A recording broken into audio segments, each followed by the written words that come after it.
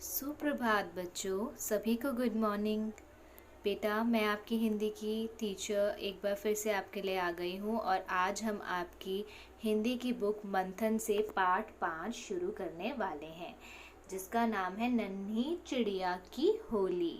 नन्ही मतलब छोटी, चिड़िया आप जानते हैं बर्ड होती है ना, की होली। होली क्या है? रंगों का त्योहार। अभी आपने इससे पहले त्योहारों का ही तो चैप्टर किया है, जिस उस पाठ में क्या था, बहुत सारे अलग अलग त्योहारों के बारे में हमने पढ़ा था।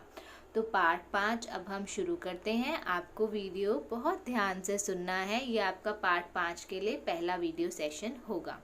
तो अगर आप पहले वीडियो सेशन को भी ठीक से नहीं सुनेंगे तो बाकी के वीडियोस को आप नहीं समझ पाएंगे।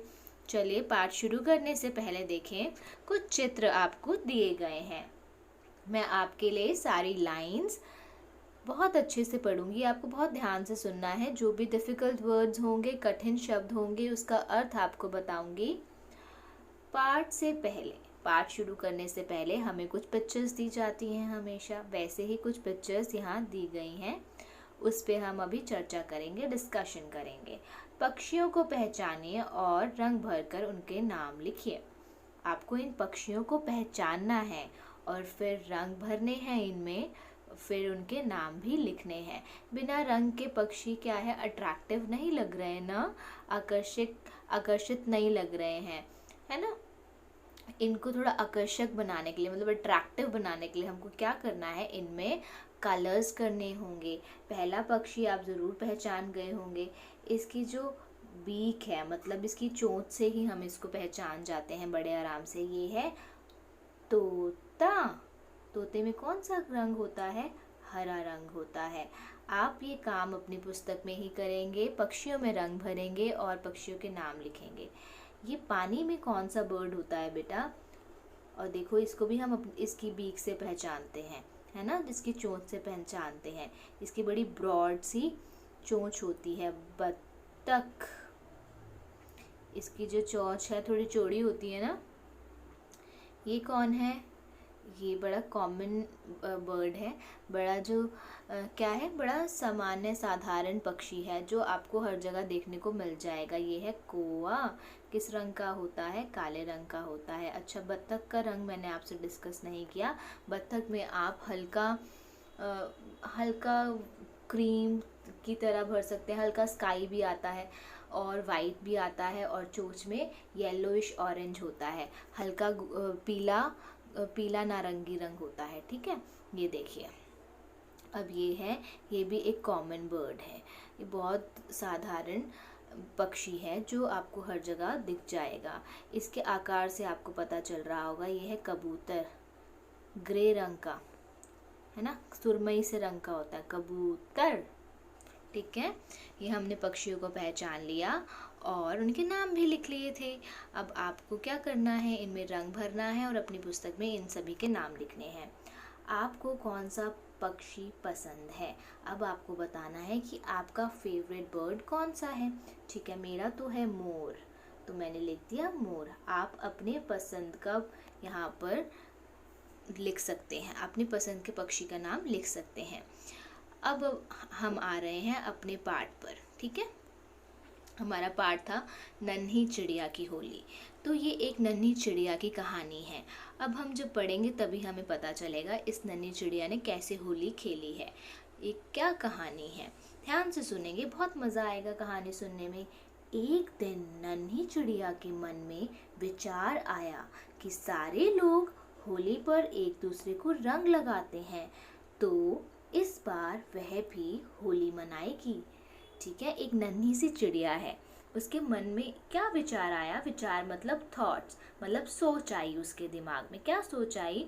कि वह भी इस साल क्या करेगी, होली मनाएगी। उसने ना ऑब्जर्व किया, उसने, चिड़िया ने देखा सभी लोग जो है होली पर एक दूसरे को रंग लगाते हैं, तो इस बार वह भी होली मनाएगी। उसको अच्छा लगा होगा, है ना, होली हम सबको भी बड़ी पसंद है क्योंकि ये रंगों का त्यौहार है ना, और मज़ा आता है बड़ा एक दूसरे को रंग लगाने में और एक दूसरे पे पानी डालने में। तो चिड़िया को भी ऐसे ही बहुत अच्छा लगा जैसे हमें अच्छा लगता है। नन्ही चिड़िया को भी ये त्यौहार पसंद आया। फिर देखते हैं चिड़िया ने क्या किया।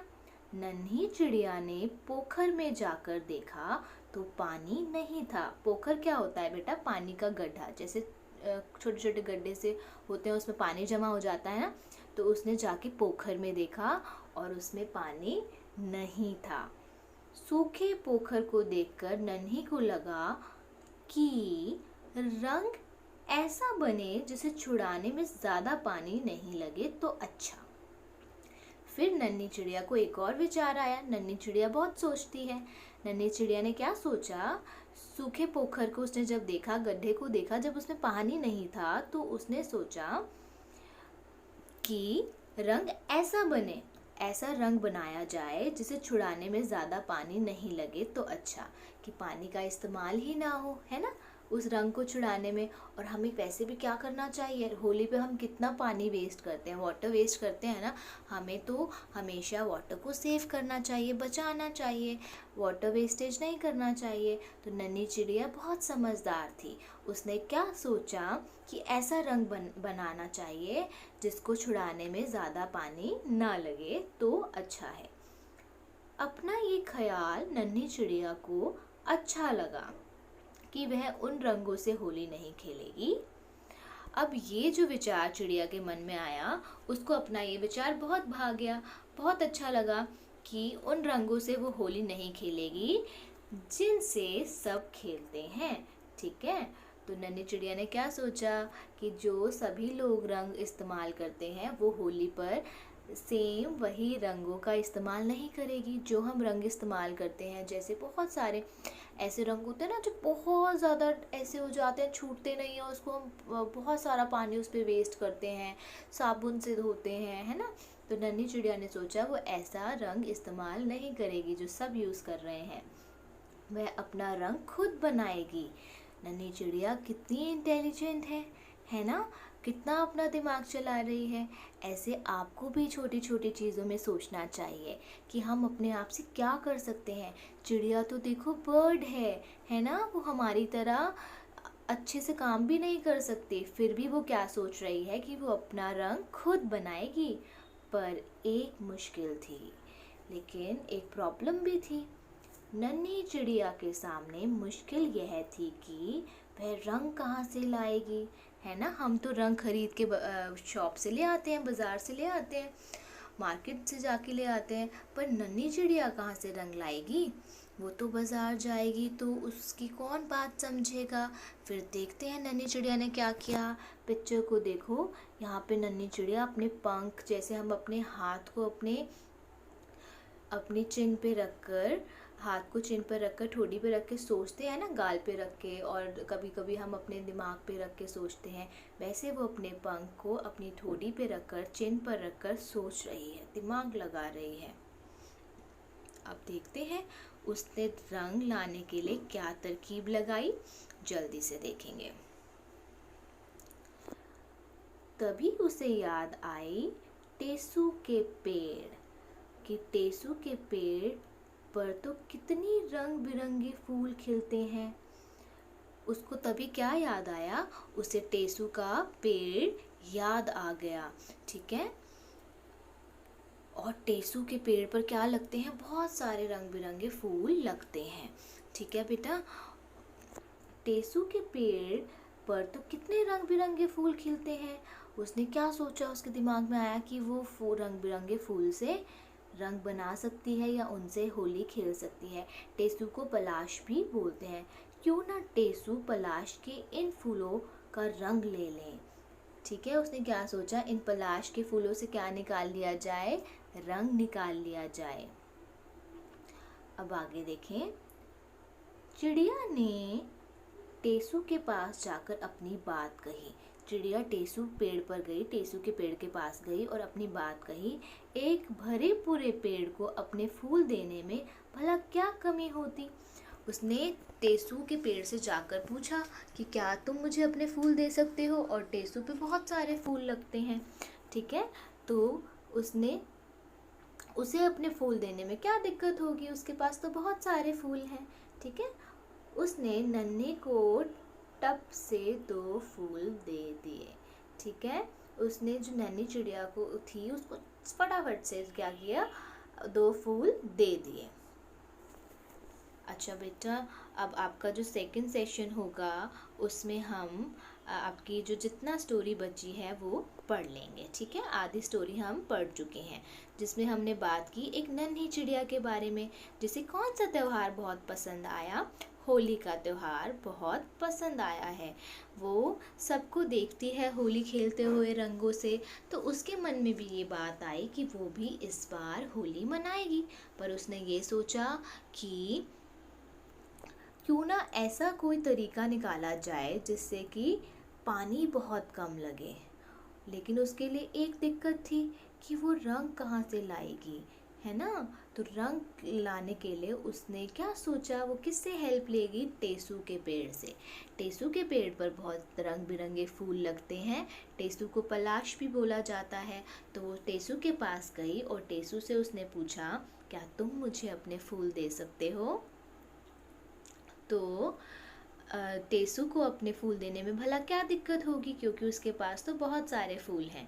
अब मैं आपको टेसू का पेड़ दिखाऊंगी और टेसू के पेड़ की ज़रा पहचान आपको करवाऊंगी, ठीक है बेटा।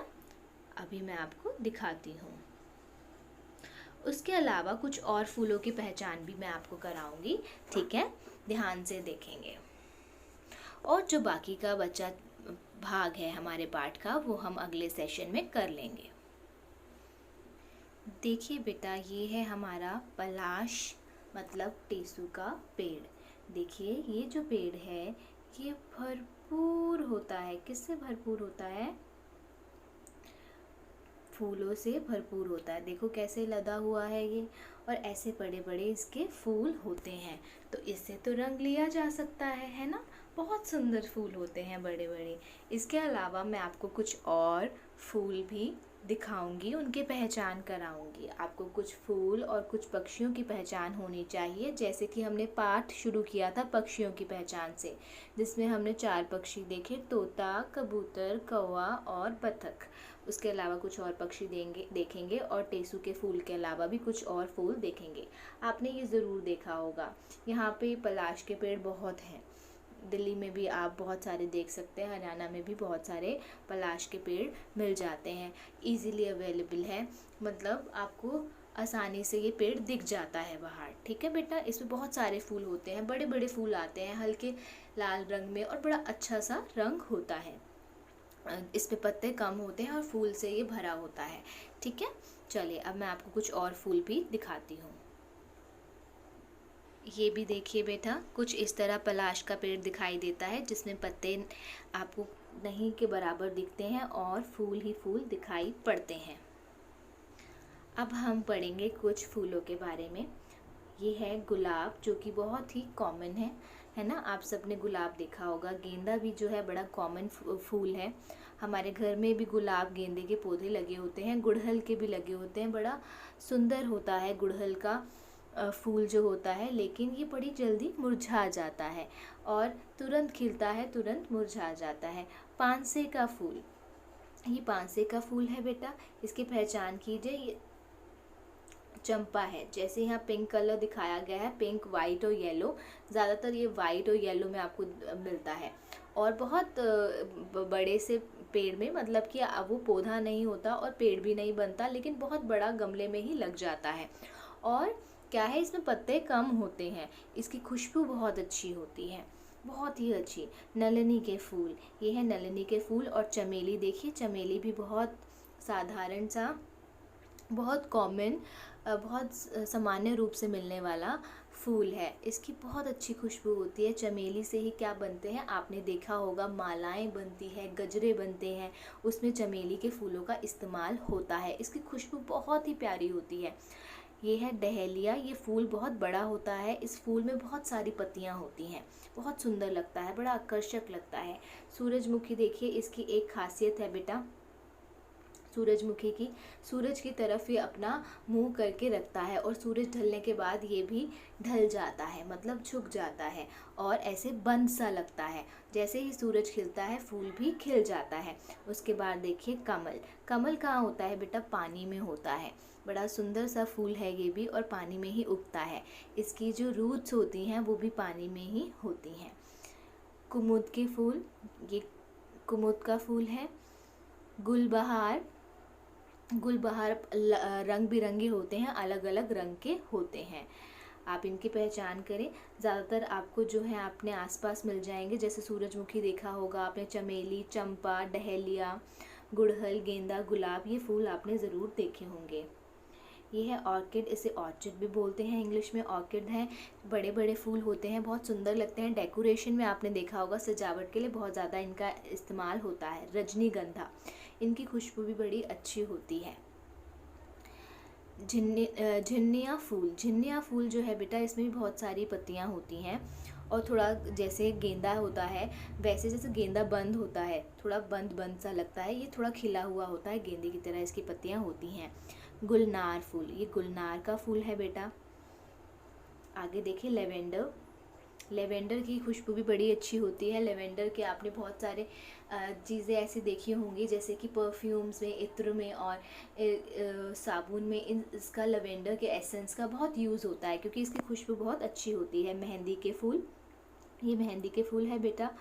ये है जरबेरा फूल, इसे हम गुलदौरी भी बोलते हैं। ये फूल भी बड़े सुंदर लगते हैं, डेकोरेशन में अधिकतर इस्तेमाल होते हैं। ये है डैफोडिल, ये भी बड़ा कॉमन है, आपने ज़रूर देखा होगा। ठीक है बेटा, ये हमने कुछ बात की है फूलों की, कुछ अलग अलग फूल हमने देखे। इसमें से जो कॉमन फूल हैं वो आप ज़रूर याद कर लेंगे। कॉमन मतलब जो आप अपने आसपास देखते हैं, जानते हैं, उनकी आपको अच्छे से पहचान है। ठीक है, आपको कुछ फूलों के नाम ज़रूर आने चाहिए। इसी तरह बेटा अब मैं बात करूंगी कुछ पक्षियों की, क्योंकि जैसे पाठ शुरू हुआ, ये हमारा जो पाठ है ये है भी नन्ही चिड़िया के बारे में, जो बहुत विचार करती है, सोचती है ना। अब अलग अलग पक्षियों के बारे में और देखते हैं हम। देखिए पहला जो पक्षी दिया है यहाँ पे, कोयल। आपने सुना होगा कोयल के बारे में, इसकी आवाज़ बड़ी मीठी होती है ना। और किसी को अगर हम बोलते भी हैं, किसी की आवाज़ के लिए अगर हम तारीफ़ करते हैं तो कहते हैं उसकी आवाज़ कोयल जैसी मीठी है। डव देखो बेटा, ये भी डव जो है कबूतर होता है, बस ये कैसा कबूतर होता है, वाइट कबूतर, सफ़ेद रंग का। ये कबूतर आपने आसपास अपने घरों में बहुत देखा होगा। वाइट कबूतर जो है मतलब डव, इसे लोग बहुत पालते हैं। बत्तख पानी में रहती है, आपको जब आपका पाठ शुरू हुआ है तो हमने देखा है, उसके बारे में बात की थी। चील जो है, चील बहुत ऊपर आसमान में उड़ती है, इसकी आंखें बड़ी तेज़ होती हैं और जंगल वाला जो इलाका होता है, खाली इलाका होता है, उसमें रहती है। ये मांस बहुत खाती है, जो मरे हुए जीव होते हैं, परजीव जो होते हैं, उनका मांस खाती है। कौआ, आसपास देखा होगा आपने ज़रूर, कोए की जो आवाज़ है, कौआ बड़ी तेज़ बोलता है, काँ काँ एकदम करके। राजहंस है, इसके देखिए पैर लंबे हैं, क्योंकि ये क्या करता है राजहंस, पानी में से मछलियाँ और पानी वाले जो कीड़े होते हैं वो खाता है, इसलिए उसके पैर जो है लंबे होते हैं, ताकि वो उसमें डूबे नहीं और आराम से अपना शिकार पकड़ सके। राम चिड़ैया, राम चिड़ैया होती है, ये भी एक छोटी सी चिड़िया है, बड़ी सुंदर लगती है। इसमें 3-4 कलर, इसके शेड्स आते हैं, मतलब एक ही चिड़िया में 3-4 अलग अलग रंग आपको दिखते हैं, बड़ी अट्रैक्टिव लगती है। ये आपको जैसे दिख रहा है ऐसे बड़ी छोटी सी होती है, और ये इतनी एक्टिव होती है, बच्चे तुरंत से भाग जाती है, एकदम जरा सी आवाज़ सुनते ही उठ जाती है। ये शुतुरमुर्ग है, ये ज़्यादा हाई फ्लाई नहीं कर सकता, ज़्यादा तेज ऊपर नहीं उड़ सकता, क्योंकि ये बहुत भारी होता है। ये है गोरैया। पहले गोरैया हमारे आसपास बहुत होती थी, लेकिन पॉल्यूशन की वजह से और नॉइज़ की वजह से और बहुत सारे इलेक्ट्रिक वायर्स की वजह से ये तो तारे बिछ गई हैं हर जगह। चिड़ैया ये जो गोरैया है, ये चिड़िया जो बड़ी कॉमन थी, ये अब कम दिखाई पड़ती है। तोता, आप सब जानते हैं, तोता तो कुछ तोते जो होते हैं वो नकल भी उतार लेते हैं, बोल भी लेते हैं हमारी तरह। मोर है हमारा राष्ट्रीय पक्षी, बड़ा सुंदर होता है, बारिश में नाचता है। ये देखिए क्या करता है, कनफोड़वा लकड़ी में छेद करता है ना, होल बना देता है। हंस है, ये सफ़ेद रंग में होता है। ये है बेटा टर्की बर्ड है ये, जैसा नाम से पता चल रहा है। इसका ओरिजिन कहाँ हुआ है, मतलब ये कहाँ का बर्ड है, टर्की में इसका ओरिजिन हुआ है, मतलब वहाँ पे पाया जाता है ये, और यहाँ हमारी कंट्री में नहीं पाया जाता। बहुत हैवी बर्ड है बेटा, ठीक है। गणेश है ये, इधर देखिए थोड़ा सा किंगफिशर टाइप लग रहा है ना। आपको बस कॉमन याद करने हैं, ठीक है, जितने मैंने आपसे डिस्कस किए हैं कुछ कॉमन याद कर लीजिए जो आपने आसपास देखे हैं। ये है सारस, ये भी पानी में शिकार करता है, पानी से मछलियाँ और कीड़े उठाता है। रोबिन चिड़िया बड़ी छोटी सी होती है और बड़ी प्यारी सी सुंदर सी ये लगती है और बहुत एक्टिव है। पैंगुइन कहाँ होता है ये पैंगुइन? ये बिल्कुल फ्रोज़न एरिया में, जो मतलब बिल्कुल जमा हुआ क्षेत्र होता है, बहुत ठंडा इलाका, जैसे पोलर रीजन है हमारा, वहाँ पे मिलती है ये। ठीक है, पैंगुइन। ये उड़ नहीं सकती बेटा, ये फ्लाइटलेस बर्ड है ना, ये उड़ नहीं पाती। ये क्या करती है, ये पानी में भी तैर लेती है। इसके देखिए जो पंख हैं ये कैसे बने हुए हैं, जैसे बोट में वो रखती है ना साइड्स पे, देखिए ये, ताकि ये क्या कर पाए, तैर पाए। इस वजह से इसके जो बर्ड के विंग्स हैं वो थोड़े अलग हैं। ये उल्लू आपने देखा होगा, रात को जागता है, दिन में सोता है।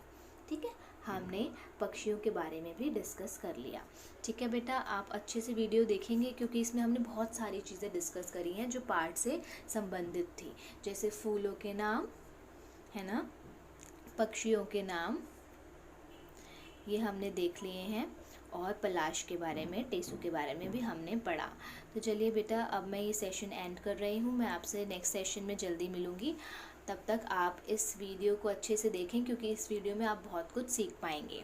सभी पेरेंट्स से भी यही रिक्वेस्ट है, बच्चों को प्लीज़ पूरी वीडियोस दिखाएं, क्योंकि इस वीडियो में और सभी वीडियो में बहुत सारी जो चीज़ें हैं हम बच्चों से डिस्कस करते हैं। छोटी छोटी चीज़ें जो हम बताते हैं वीडियोज़ में, वो उनकी मिस हो जाती है अगर वो नहीं देखते हैं तो। इस वजह से अवेयरनेस उन्हें कम रहता है। तो बहुत अच्छा होगा अगर वो पूरी वीडियोस देखें, उनके लिए बहुत बेनिफिशियल है। अब मैं विदा लेती हूँ और आपसे जल्दी मिलूँगी। तब तक आप अपना ध्यान रखिए और अच्छे से पढ़ाई कीजिए। सभी को बाय।